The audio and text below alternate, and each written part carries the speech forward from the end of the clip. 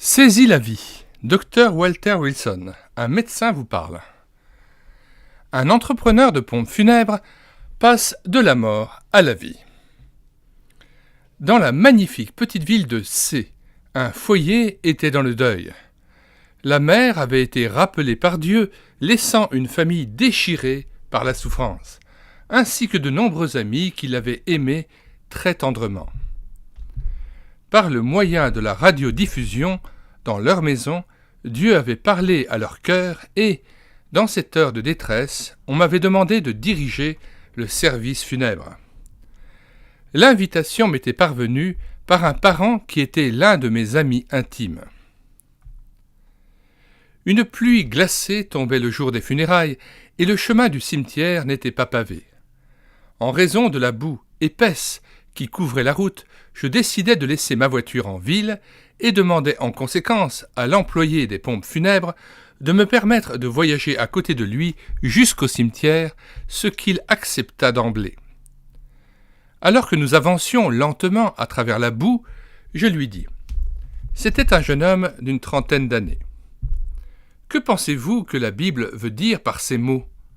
Laissez les morts enterrer leurs morts. » Matthieu 8, verset 22. Il me répondit vivement « Il n'y a rien de tel dans la Bible. » « Oui, cela existe, l'assurai-je. » Alors, reprit-il, il s'agit sans doute d'une traduction erronée, parce que cela n'a aucun sens. Comment un mort pourrait-il enterrer un autre mort ? Non, il ne s'agit pas d'une mauvaise traduction, répondis-je. Ces mots ont été prononcés par le Seigneur Jésus lui-même. Il a toujours dit la vérité et il ne jouait pas avec les sentiments ou l'imagination de ses auditeurs. Le jeune entrepreneur des pompes funèbres jeta brusquement par la fenêtre la cigarette qu'il était en train de fumer et il dit « Savez-vous quelque chose à mon sujet, docteur ? Quelqu'un vous a-t-il parlé de ma vie ?»« Non, lui dis-je. Pourquoi me demandez-vous cela ? » Parce que j'ai enterré beaucoup de personnes dernièrement et cela m'a amené à penser à mon propre cas. Hier soir, après le dîner, j'ai cherché la Bible et je l'ai lue jusqu'à 2 heures ce matin pour découvrir comment on devient chrétien. Je l'interrogeai. « Et alors, avez-vous découvert comment on le devient ?»« Non, dit-il. Quand j'eus terminé ma lecture, j'étais encore dans le noir, comme avant. Mais dites-moi ce que Jésus a voulu dire en prononçant les paroles que vous venez de me citer. » Ce passage singulier était si particulièrement approprié à l'esprit de cet homme que ce fut facile de lui parler du Sauveur.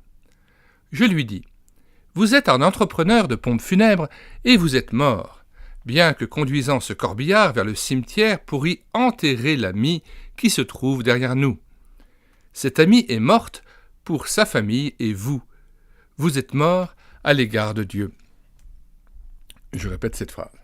Cette amie est morte pour sa famille et vous, vous êtes mort à l'égard de Dieu. Elle ne répond plus à leurs caresses, à leurs appels, à leurs ordres. Et vous, vous ne répondez ni à l'appel, ni à l'amour de Dieu. Vous avez certainement raison sur ce point, admit-il. Je ne peux pas trouver Dieu. Je ne peux pas lui parler. Je ne sais pas où il se trouve, ni comment l'atteindre.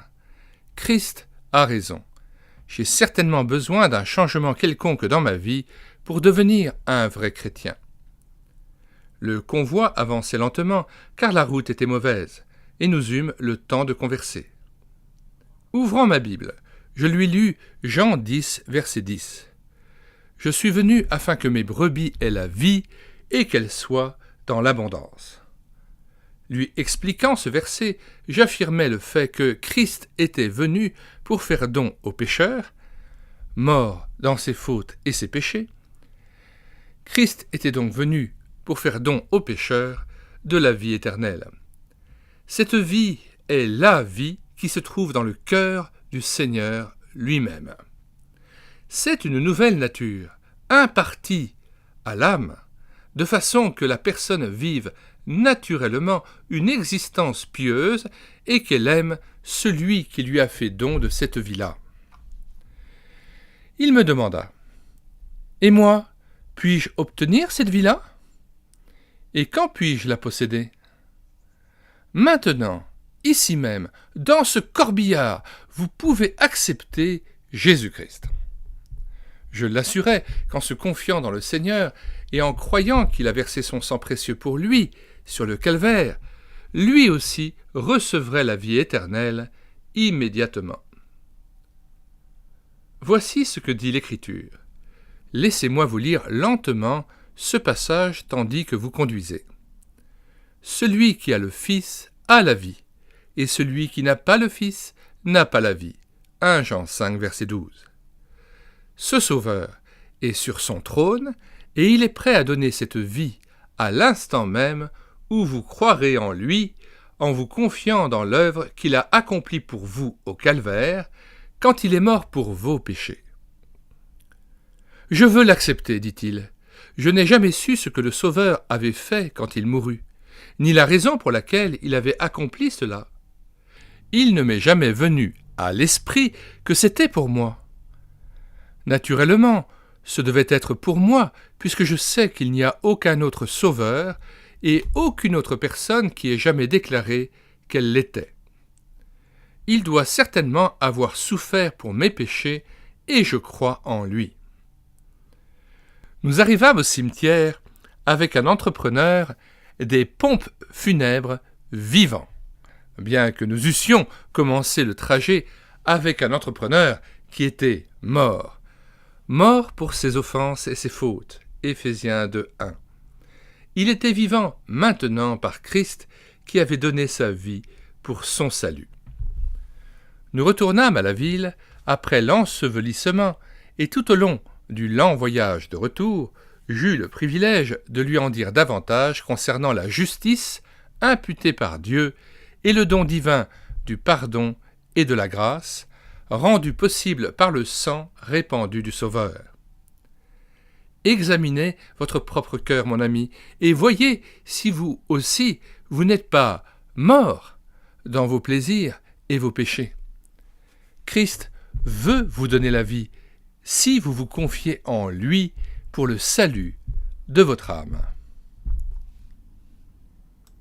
Fin de ce chapitre intitulé « Un entrepreneur de pompes funèbres passe de la mort à la vie ».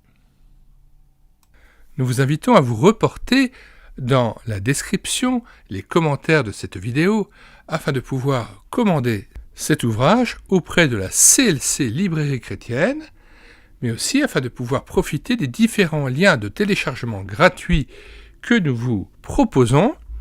Chacun des téléchargements gratuits proposés se fera à partir du site internet médiathèquechrétienne.fr, site que nous avons bâti en synergie avec cette chaîne YouTube Elle écoutait sa parole, afin d'assurer la réédition numérique gratuite des ouvrages chrétiens épuisés et non réédités. Nous en sommes à 1400 ouvrages. Alors n'hésitez plus, sur la barre de recherche Google, vous écrivez médiathèquechrétienne.fr tout attaché d'un seul tenant et sans accent. Arrivé sur le site, vous cliquez sur Livres à télécharger. Puis vous faites une recherche par ordre alphabétique d'auteur. Nous avons par exemple déjà numérisé un autre ouvrage du même docteur Wilson, intitulé « Vie et santé spirituelle ».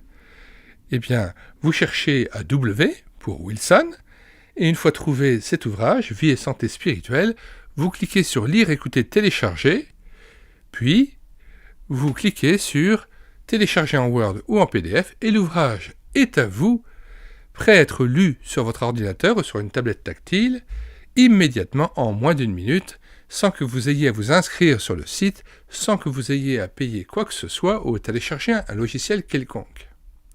Avant de nous quitter, nous vous conseillons vivement de regarder les 250 playlists que nous avons constituées sur cette chaîne YouTube Elle écoutait sa parole, playlist de cantiques mises en parole, plus de 1000 cantiques, playlist d'audiobooks que nous avons pris en charge, plus de 60 audiobooks, playlist de BD Tournesol que nous avons lu avec caméra de document, plus de 80 vidéos, et puis des centaines d'ouvrages que nous avons numérisés et mis gratuitement à votre disposition sur le site internet médiathèquechrétienne.fr et que nous présentons sur cette chaîne YouTube et l'écouter sa parole. Puisse le Seigneur nous bénir richement dans la révélation renouvelée de sa personne même, afin que nous soyons transformés à son image. Nous vous disons au revoir et à bientôt pour une prochaine vidéo.